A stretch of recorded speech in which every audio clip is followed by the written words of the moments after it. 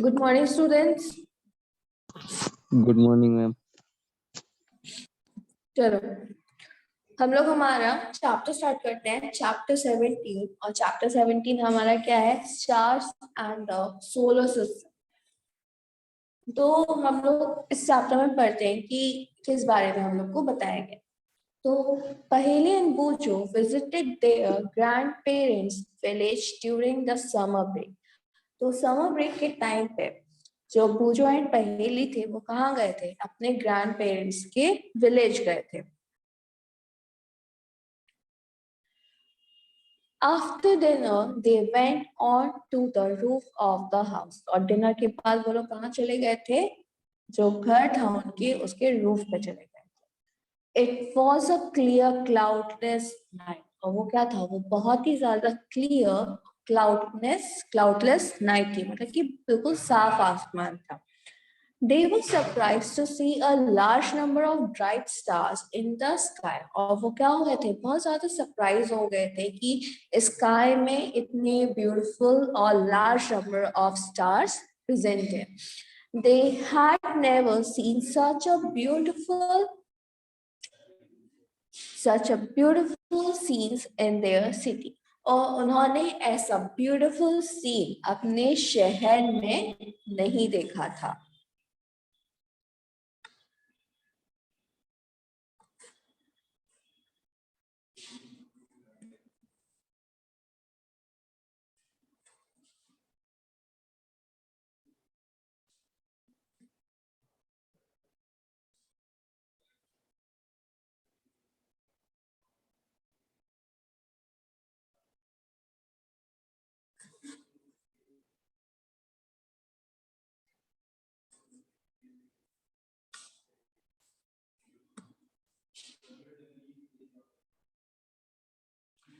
Paheli wondered why the village sky was so different from the night sky in big cities.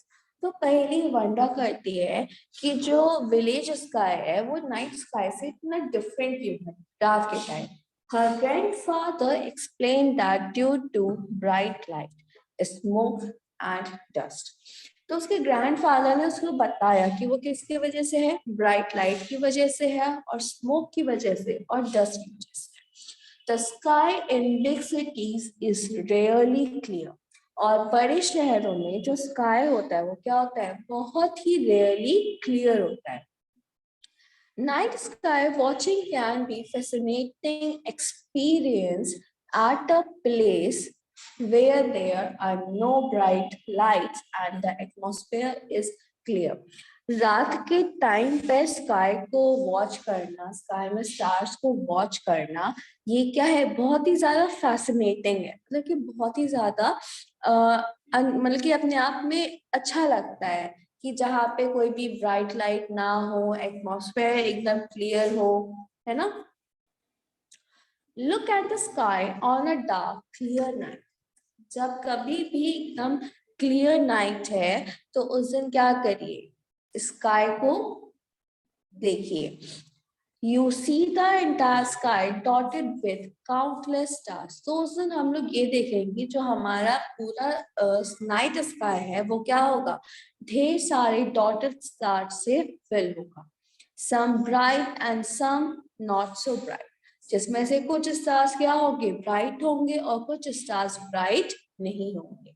Observe them carefully. इन सभी stars को ध्यान से watch करिए।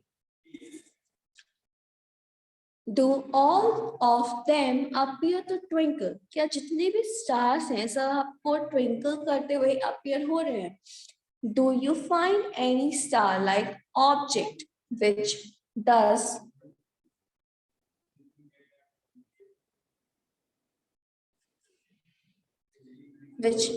not twinkle? तो क्या हमें कुछ उस स्टार्स में कोई भी ऐसा स्टार दिखा जो ट्विंकल नहीं कर रहा है?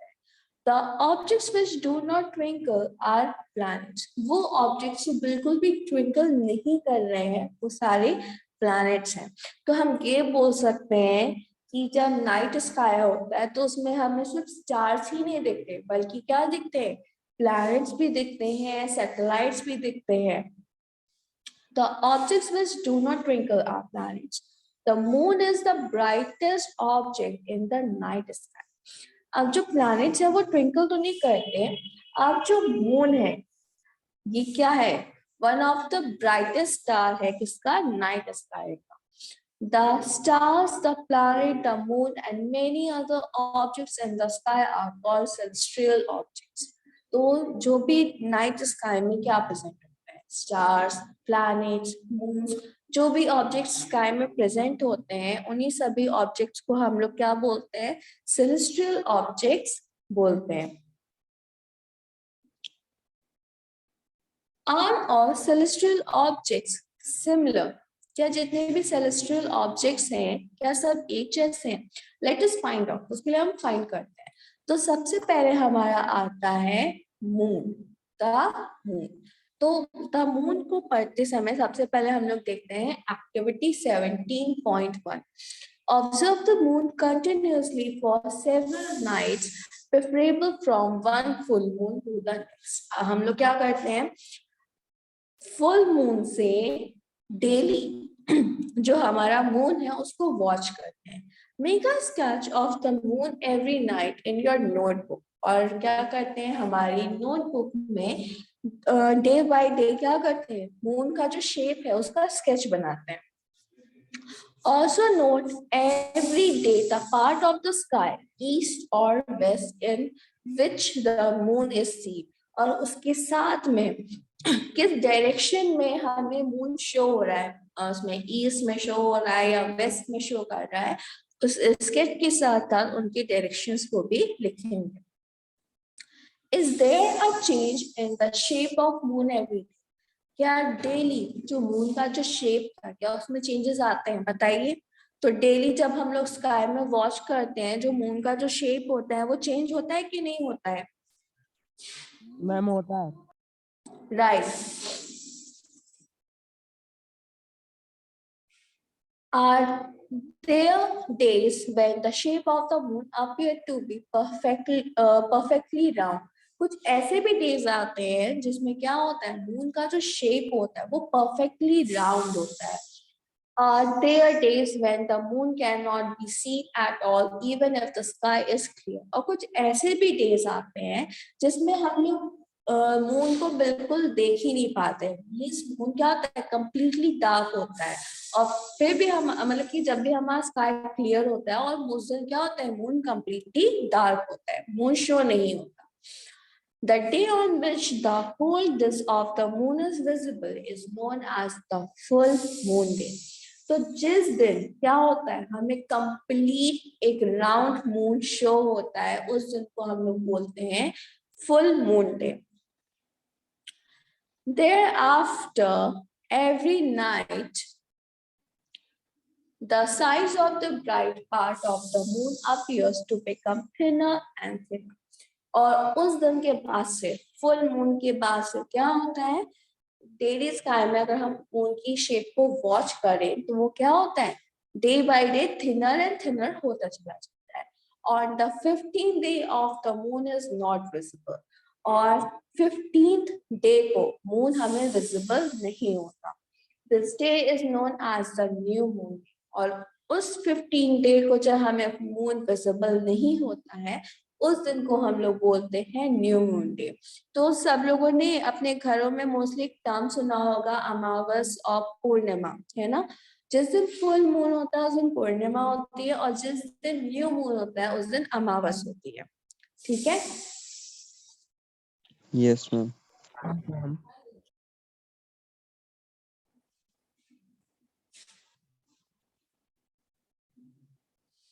This is known as the Circent moon. और ये जो मून होता है इसको हम लोग किस नाम से जानते हैं, Circent मून के नाम से जानते हैं. Then again the moon grows larger every day. और फिर उस दिन के बाद से जो मून होता है वो क्या होता है, डेली लार्जर ग्रो करता है. आरव बेटा बाकी क्लास ओवर हो चुकी है, क्लास लीव कर दीजिए आप. Aarav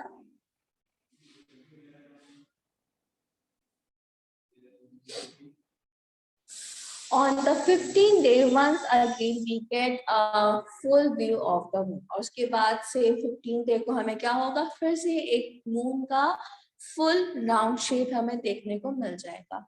The various shapes of the bright part of the moon as seen during a month are called phases of the moon.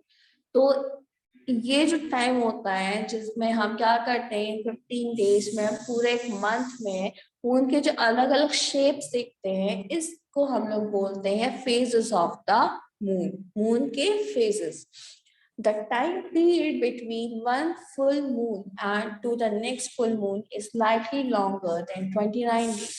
जो एक टाइम पीरियड है वन फुल मून में और जो नेक्स्ट फुल मून में है, वो टाइम अप्रोक्स कितने का होता है, 29 डेज का होता है. In many calendars, this period is called a month. और बहुत सारे कैलेंडर्स ऐसे हैं जिसमें इन 29 डेज को जो थोड़े से ज्यादा हो जाते हैं, उनको किसे टर्म कर मतलब कि क्या डिनोट करा जाता है, मंथ्स को डिनोट करा जाता है. Let us try to understand why phases of the moon occur. तो हम लोग इस बात को समझने की कोशिश करते हैं कि जो मून के फेजेस हैं ये क्यों आए, क्यों मतलब क्यों होते हैं. You have studied in chapter 16 that the moon does not produce its own light. तो चैप्टर 16 जब हम लोगों ने पढ़ा था तो उसमें हम लोग ने ये पढ़ा था कि जो मून होता है वो कभी भी अपनी लाइट को एमिट नहीं करता है, उसके पास अपनी खुद की लाइट नहीं होती है. Whereas the sun and the other stars do. और दूसरी तरफ जो सन है और जो बाकी के दूसरे स्टार्स हैं उनके पास क्या है, अपनी खुद की लाइट है. We see the moon because the sunlight falling on it gets reflected toward us. तो हम मून को क्यों देख पाते हैं, मून को हम लोग इसलिए देख पाते हैं क्योंकि जो सनलाइट होती है जो मून पे रिफ्लेक्ट कर रही है वो क्या होती है, हमारी तरफ. मींस वो जो लाइट रिफ्लेक्ट होकर आती है वो अर्थ की तरफ आती है, इसीलिए हम लोग क्या कर पाते हैं, मून को देख पाते हैं. We therefore see only the part of the moon from which the light of the sun is reflected towards us. तो हम सिर्फ इसीलिए उस दिन मून का वही पार्ट देख पाते हैं जो क्या होता है, जो मून की लाइट रिफ्लेक्ट होके हमारे अर्थ की तरफ आ रही होती है. सन की लाइट जो मून पे जाती है और फिर रिफ्लेक्ट होके जो अर्थ की तरफ आती है, सिर्फ और सिर्फ उसी पार्ट की लाइट्स को हम लोग क्या कर पाते हैं, देख पाते हैं. और इसीलिए डेली हमें जो मून का शेप होता है वो डिफरेंट शो होता है. अब इसके लिए हम लोग एक एक्टिविटी भी देख लेते हैं. हमारा क्या है, हमारा एक्टिविटी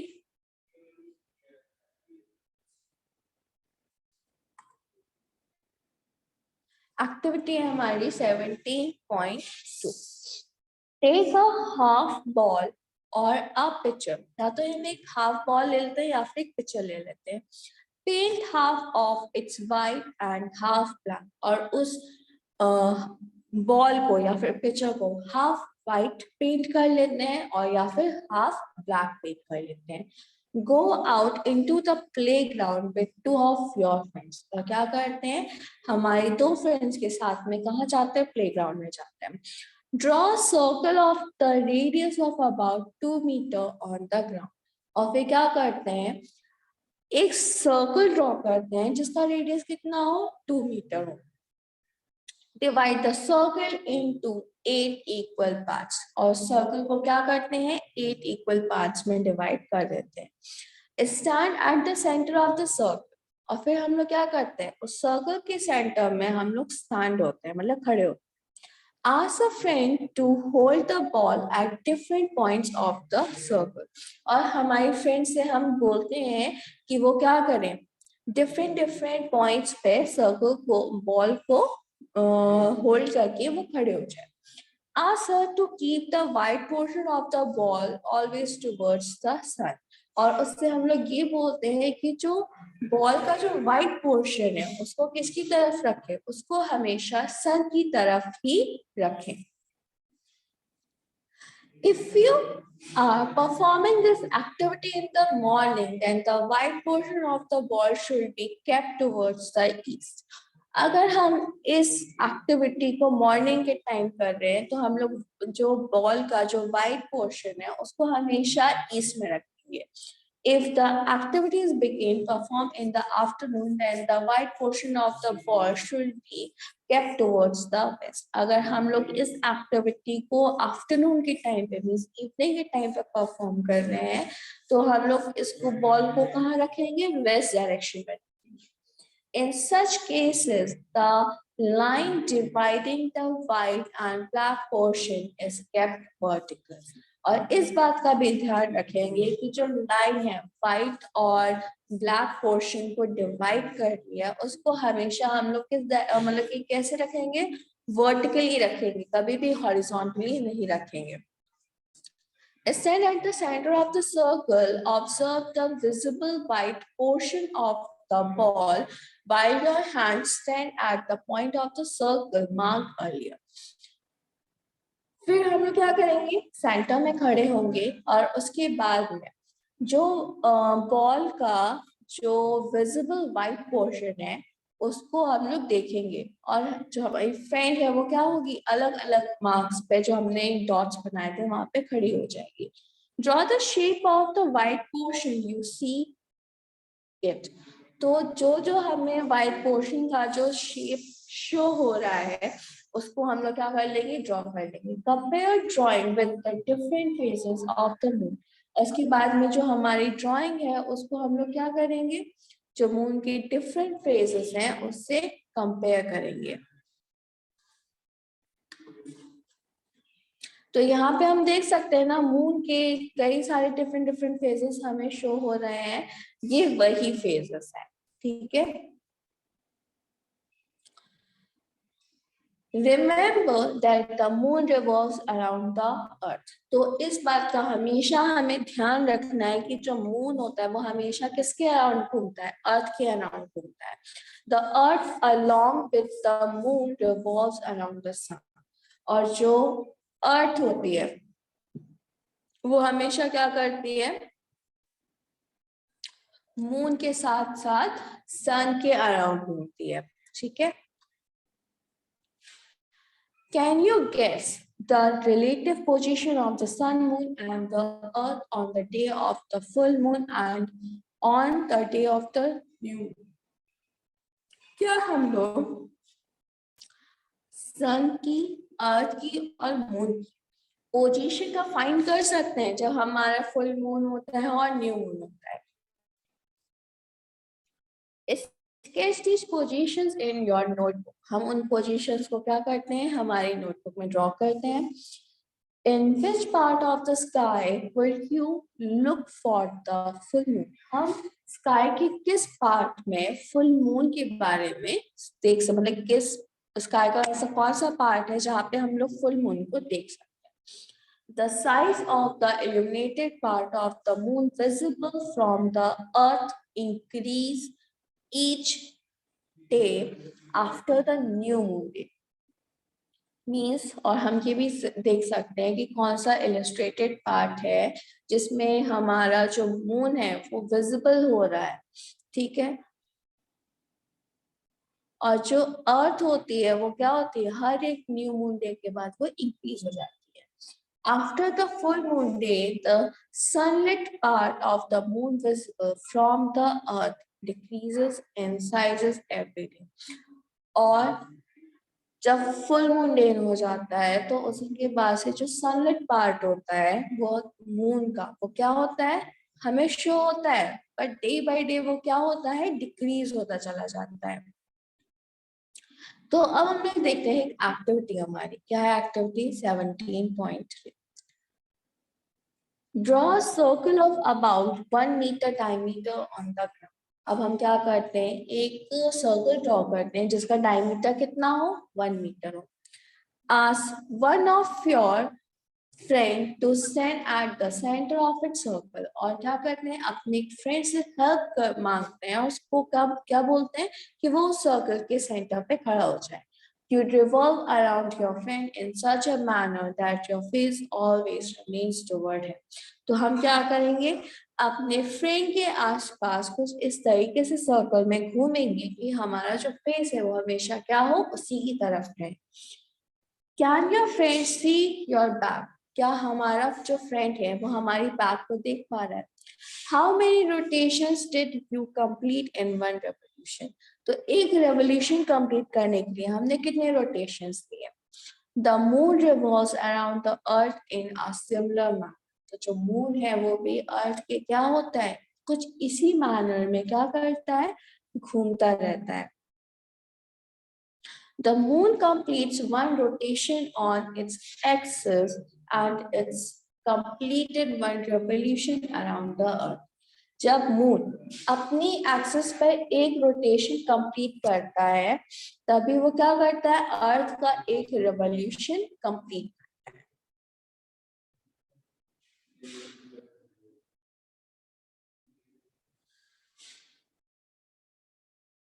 फिर आता है हमारा द मून सर्फेस। तो यहाँ पे हम लोग मून के बारे में पढ़ रहे हैं। तो अभी तक हम लोग ने पढ़ा कि मून के कौन कौन से फेजेस थे, मून कैसे अपीयर होता है। अब हम लोग देखते हैं कि मून की जो सरफेस है वो कैसी है। The moon is a fascinating object for poets and storytellers. तो जो मून है वो क्या है, बहुत ही ज्यादा फैसिनेटिंग ऑब्जेक्ट है इनके लिए, जितने भी पोएट्स हैं, जितने भी स्टोरी टेलर्स हैं। But when astronauts landed on the moon, they found the moon surface is dusty and barren. तो जो भी जो एस्ट्रोनॉट्स थे, जब वो लोग फर्स्ट टाइम मून पे गए तो उन्होंने मून की जो लैंड देखी वो कैसी थी, वो बहुत ही ज्यादा डस्टी थी और कैसी थी, बारन थी, मतलब कि बंजर थी। There are many craters of different sizes. और वहां पे क्या थे, उस पे ढेर सारे craters थे, किसके, different sizes के। It also has a large number of steep and high mountains. और उसके साथ साथ उस पे क्या थे, large number of steps थे और high mountains भी थे। Some of these are high as the highest mountain on the earth. और उनमें से कुछ mountains क्या थे, हमारे अर्थ के माउंटेन से भी हाईएस्ट है। The moon has no atmosphere. जो मून है उसका कोई भी एटमॉस्फेयर नहीं है। It has no water. इसीलिए वहां पे पानी भी नहीं है। Can any life exist on the moon? क्या कोई भी लाइफ मून पे एग्जिस्ट कर सकती है?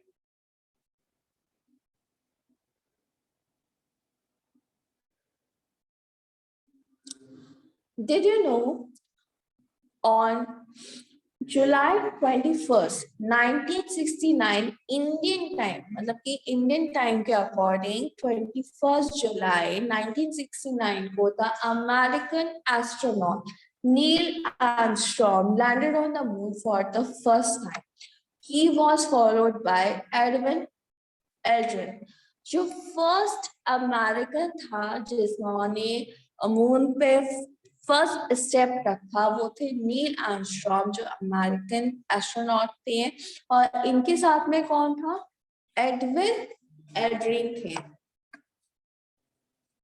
अब ये था आपका होगा मून के बारे में कि हमारा मून क्या है, कैसा है, ठीक है। उसके बाद में अब हमारा आता है द स्टार्स। अब यहाँ पे स्टार्स के बारे में क्या बताया,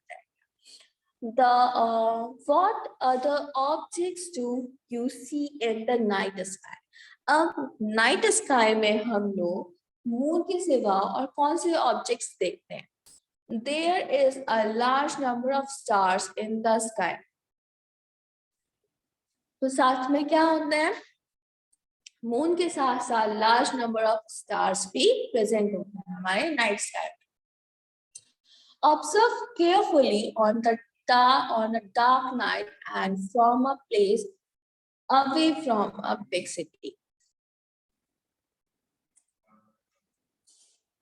तो उन सभी स्टार्स को हम लोग क्या करते हैं, ध्यान से ऑब्जर्व करते हैं शहर से दूर एक डार्क नाइट स्काई में। Are all the stars equally bright? क्या जितने भी स्टार्स हमको स्काई में दिख रहे हैं क्या सब इक्वली ब्राइट कर रहे हैं? are they of the same color? क्या जितने भी stars visible हो रहे हैं सारे same color के हैं? In fact, stars emit light of their own. Fact ये है कि जो stars होते हैं उनकी जो light होती है वो खुद emit करते हैं, means they have their own light. The sun is also a star. अब जैसे बाकी के stars है उसी तरीके से जो हमारा sun है वो भी एक big star है. Why does it appear so large compared to the other stars? अब जो हमारा sun है ये हमें big क्यों show होता है with respect to other stars which appears bigger? A football placed near you or a football placed at a distance of 100 meter. वो हमें इतना बड़ा मतलब कि एक बॉल लगता है, एक फुटबॉल की तरह लगता है जो हमारे पास रखा गया है, या फिर वो फुटबॉल जो हमसे क्या है 100 meters दूर रखा गया है. The stars are millions of times farther away than the sun. जो stars हैं वो क्या है millions of times farther है sun से, मतलब कि millions of time दूर है sun से. Therefore, the stars appear to us like points. इसीलिए जो stars हैं वो हमें एक big ball की तरह शो नहीं होते जैसे हमें sun शो होता है, वो हमें एक small dots की तरह appear होते हैं. The sun is nearly 150 million kilometer away from the earth. जो sun है उसकी जो earth से distance है वो nearly 150 million kilometer के आसपास है. The next nearest star is Alpha Centauri. और sun के बाद जो next nearest star है वो क्या है हमारा Alpha Centauri है. It is a distance of about 4030303030 kilometers from the earth. वो हमसे इतना डिस्टेंस पास में. You can read this distance in kilometers. हम लोग इस डिस्टेंस को किलोमीटर्स में रीड कर सकते हैं.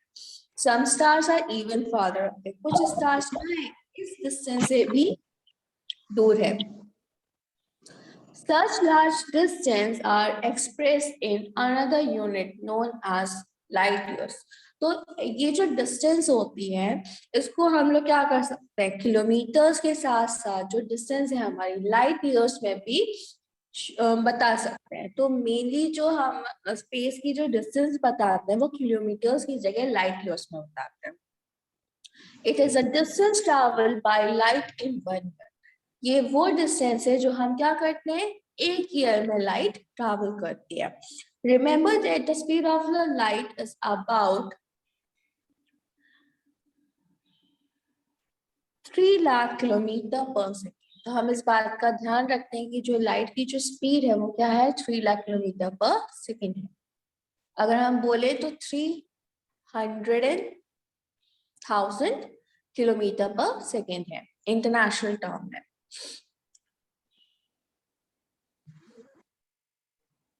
Thus, the distance of the sun from the earth may be said to be about 8 light minutes. तो हम ये बोल सकते हैं कि हमारा sun और earth का जो distance है वो कितना है 8 light minutes है.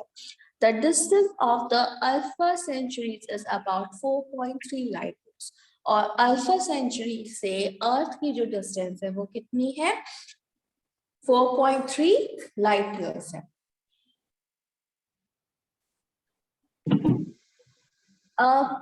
इसके बाद से जो हमारा इनफैक्ट द स्टार्स आता है यहाँ से हम लोग नेक्स्ट क्लास से कंटिन्यू करेंगे. ओके तो जितना आज पढ़ाया सबको अच्छे से समझ में आ गया. Yes ma'am. Yes, ma'am. Okay तो उसके बाद से हम लोग हमारे नेक्स्ट क्लास में कंटिन्यू करेंगे. So thank you students.